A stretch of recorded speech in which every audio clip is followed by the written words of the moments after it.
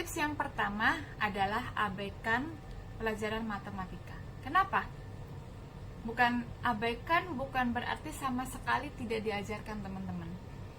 Tapi kita mau fokus dulu untuk membaca dan menulis. Karena gini, matematika itu di TK itu hanya mengenal angka 0 sampai dengan 9. Itu lebih mudah. Jadi biarkan saja itu diajarkan di sekolah, itu anak lebih gampang ingat daripada yang membaca dan menulis, karena lebih banyak emang ya. Jadi maksudnya diabaikan itu seperti itu, biarkan sekolah yang mengajarkan. Ya kalau misalnya ada PR bisa dibantu ya. Jadi maksudnya diabaikan seperti itu, tapi kita setiap hari fokusnya dengan membaca dan menulis ya, karena memang untuk matematika di TK itu hanya sedikit yang diajarkan ya. Itu penjelasan untuk yang tips pertama. Tips yang kedua, tentukan goalnya selama 3 bulan itu sudah lancar membaca 2-3 suku kata. Kenapa 3 bulan?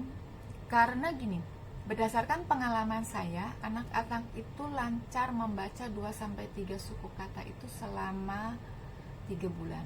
Ada sih yang lebih cepat, 1,5 ada, 2 bulan juga ada ya, tapi kita ambil rata-ratanya atau ambil waktu yang paling lama itu 3 bulan ya. Kalau bisa lebih cepat lebih bagus ya. Oke, terus kemudian kita mau persamakan dulu nih persepsi lancar ini. Jadi lancar itu tidak ada yang lupa. Jadi misalnya kalau dia membaca kata atau menulis kata, nah itu K-nya tidak lupa, tanya juga tidak lupa. Jadi langsung itu namanya lancar. Dan itu juga tidak perlu sampai mengeja, misalnya ka, ka, ta, ta, kata gitu, tidak mengeja. Itu yang dimaksud, kita samakan persepsi, yang dimaksud lancar itu benar-benar lancar, yaitu kata atau sepeda. Nah itu lancar, sepeda, bukan sepeda. Jadi dia ngeja dulu. Nah itu menurut saya tuh itu belum lancar. Jadi kita samakan persepsi. Yang benar-benar lancar itu ketika membaca tidak dieja dan juga tidak lama atau tidak ada yang lupa. Oke. Tips yang ketiga adalah belajar A, I, U, E, O selama 1 minggu ya. Boleh nggak di skip hanya 2 atau 3 hari saja? Toh anaknya sudah bisa. Jawab saya, tidak boleh. Kenapa? Karena saya punya 2 tujuan ketika anak itu belajar A, I, U, E selama seminggu, yaitu hari Senin sampai Jumat atau Sabtu kalau ada waktu untuk tes ya. Itu adalah tujuan yang pertama, 1, mengenalkan anak pola sebelum masuk ke pola berikutnya. Atau lebih bahasanya lebih lebih ditekankan lagi, memantapkan anak pola A, I, U, E, O sebelum masuk ke pola berikutnya ya. Dan juga supaya hurufnya juga benar-benar kenal. A, I, U, E nya itu kan akan membuat kita lebih mudah, atau anak itu lebih mudah masuk ke pola berikutnya. Itu tujuan yang pertama. Kemudian tujuan yang kedua, nah ketika anak belajar A, I, U, E, O selama 1 minggu, kita bisa mengamati gaya belajar anak. Kemudian anak ini lebih cenderung menggunakan otak kirinya atau otak kanannya ya. Terus juga bisa kita sambil mengamati kecerdasan anak ya. Sebetulnya yang paling pokok sih ketika belajar A, I, U, E, O yang lebih kelihatan itu dalam gaya belajar anak. Kalau yang kecerdasan ada yang kelihatan, ada yang tidak. Terus kemudian kalau misalnya satu lagi, apakah anak ini cenderung menggunakan otak kiri atau otak kanan, itu tidak kelihatan, ada yang kelihatan, ada yang tidak ya. Kalau misalnya anak itu cenderung menggunakan otak kiri atau otak kanan, teman-teman bisa melakukan tes seperti yang di video saya yang sebelumnya ya. Jadi kita bisa mengamati tipe gaya belajar anak. Gimana caranya kita mengamati tipe gaya belajar anak ketika anak belajar pola A, I, U, E, O selama 1 minggu? Caranya, hari pertama menebalkan dan menulis huruf A dan I saja, ya, dan juga bisa menggunakan latihan soal. Ya, ini contohnya menebalkan huruf A seperti ini, teman-teman. Nah, bisa juga nanti kalau misalnya butuh tambahan bisa juga dituliskan di buku tulisnya, kita menulis sendiri. Dan ini contoh yang huruf I. Ya. Sebetulnya kita tidak mengenalkan dulu huruf I yang ini, tapi nggak apa-apa, ini sebagai perbandingan anak saja. Ya. Jadi bisa juga nanti ditambahkan di buku latihan soalnya. Terus kemudian contoh yang bentuk soalnya seperti ini. Ya, jadi dia mengisi. Nah, ini mengisi yang kosong, ini A, ini api A. Kemudian ini, jadi khusus ini, yang ini khusus A. Kemudian nanti ada juga yang khusus huruf I. Ya, itu contoh soalnya. Nah, hari pertama hanya mengerjakan itu saja, dan catatan ketika anak-anak menuliskan huruf A atau menebalkan huruf A ini harus bersuara. Jadi setiap menebalkan sekali A, biarkan dia bersuara, tujuannya untuk mengingat. Terus kemudian A, ya, jadi harus bersuara. Itu hari pertama. Hari kedua menebalkan huruf U seperti ini contohnya, ya. Terus kemudian berikan latihan soal yang seperti latihan soal huruf A ini. Ya, jadi semuanya U semua, berikan gambar seperti latihan yang huruf A ini. Kemudian menebalkan huruf O setelah selesai U, ya. Juga berikan latihan soal yang seperti gambar yang ini, tetapi yang menggunakan huruf awalnya O semua, ya. Terus kemudian menebalkan huruf E, ya, seperti ini. Dan juga berikan latihan soal yang menggunakan huruf E saja seperti ini. Ini contohnya masih A, ya.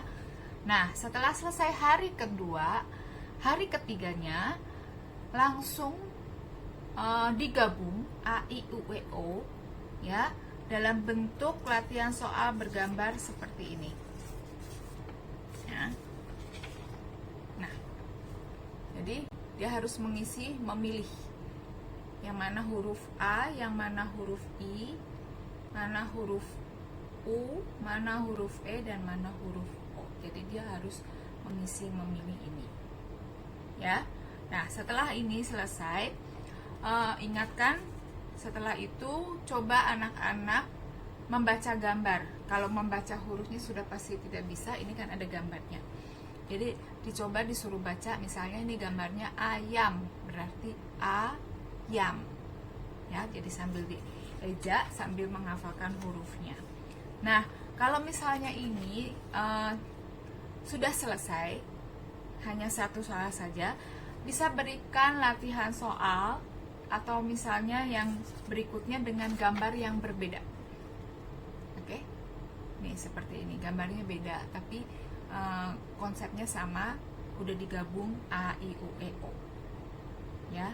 Kalau misalnya masih ada waktu juga, bisa juga menulis di bukunya langsung huruf A, I, U, E, O ke bawah, memakai huruf kotak yang sedang.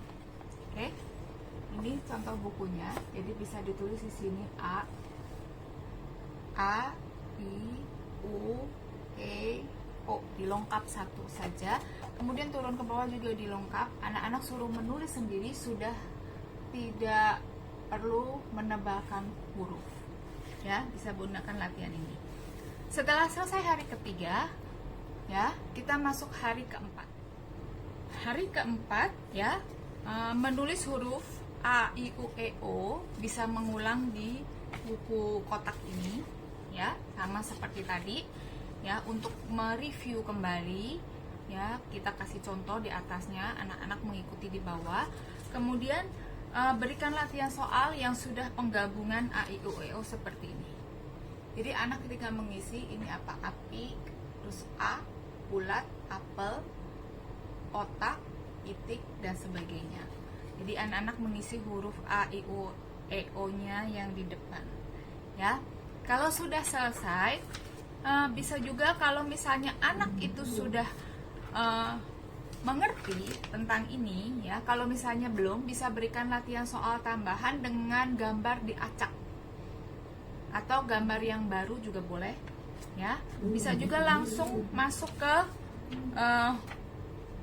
ini ya, latihan soal yang mengisi huruf vokal. Jadi yang kosong-kosong ini diisi dengan huruf vokal A, I, U, E, O. Ada langsung 2, misalnya ini ayam, ada 2 A. Kemudian ini kucing, ada U dan I. Jadi bisa juga dalam bentuk latihan soal seperti ini mengisi huruf vokal yang bisa 2 atau 3 ya. Nah, setelah ini hari keempat selesai ya, masuk ke hari kelima. Nah, hari kelima ini kita bisa pakai latihan soal ini, tapi kita acak. Jadi kita ulang, kita acak. Kemudian kita, karena ini memang yang ini kan cukup sulit, jadi kita bikin ulang, tapi kita acak. Itu hari kelima ya. Untuk lebih memantapkannya lagi, bisa juga anak-anak di buku ini ya, kita bisa diktein ya, atau kita tulis tanpa gambar.